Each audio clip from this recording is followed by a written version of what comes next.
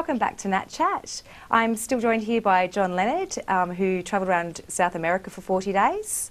Now, we were just talking about you were staying with some Indigenous people in South America. Yeah. How was it difficult to capture these people? Did they have any, problems with the camera? Generally speaking, if it's not organised with a tour guide, the rule of thumb is always pay them something in consideration. Always ask them as well, which I found out along the way. But normally a few Bolivianos would suffice. And they made, as you can see on the video, they made some wonderful subjects.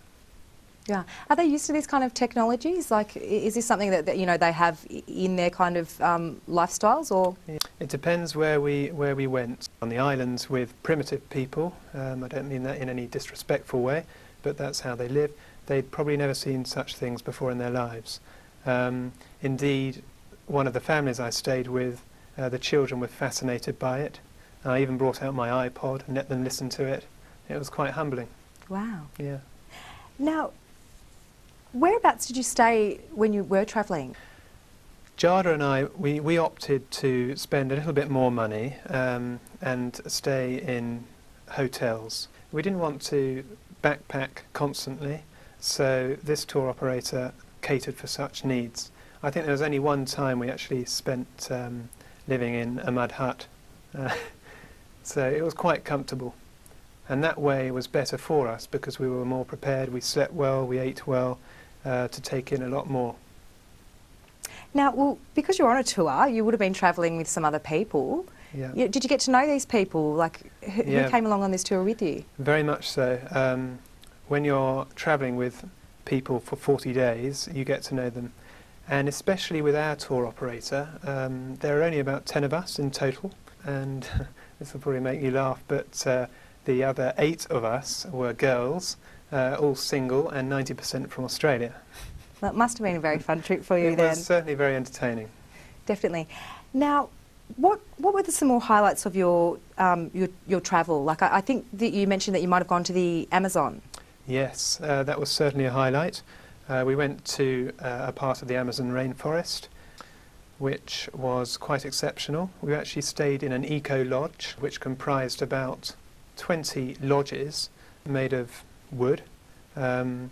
We stayed there for about 4 nights and did various activities during the day. To name but a few, we went on a guided walk through the Amazon, where we identified such species like the tarantula.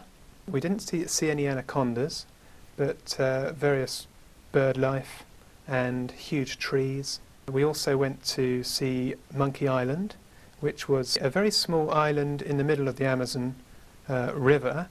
It actually contained various species of monkeys, so they couldn't spread anywhere else. So it's quite unique. Oh, wow. Yeah. Now, speaking of flora and fauna, what other types of animals and also plant life were you in contact with that was different from here? Everywhere we went, I think due to the humidity, seemed to be teeming with butterflies, which was very exciting.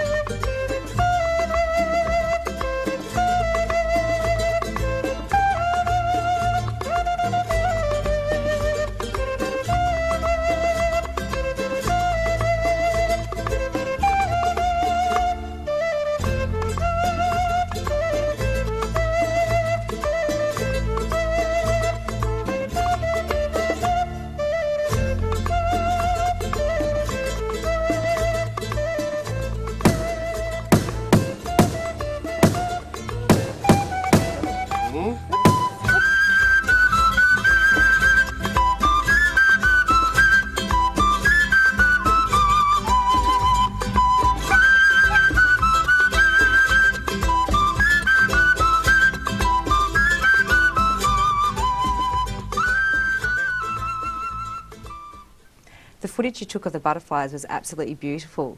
Was there any other more dangerous animals that you might have encountered on your journey? Yes, very much so. The place was littered with caiman, which are a member of the alligator species. How close did you get to these animals, and how were you viewing them? Were you on a boat or...?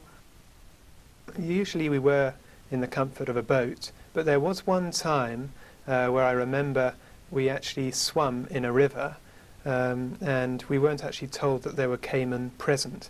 And we jumped off the platform into the fast-flowing water, and the current took us downstream, and as we swam past, I suddenly shouted out to Jada, "Caiman, caiman on the bank," and they were.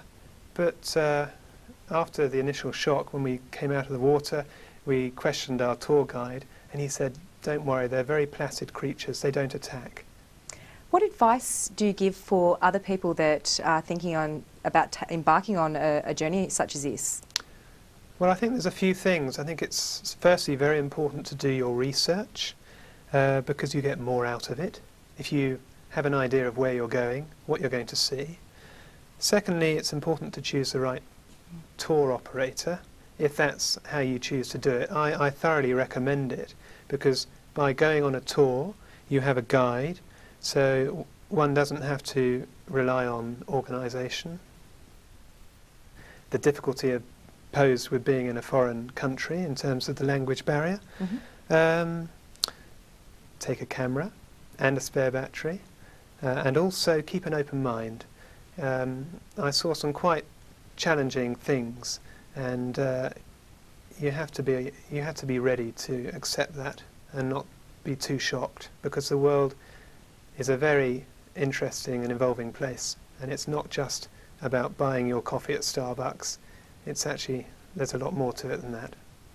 Sounds like some very good advice. Now, John, we're just going to have to take a quick break. You're watching NatChat with Amber Hardman, and we'll be back after this break.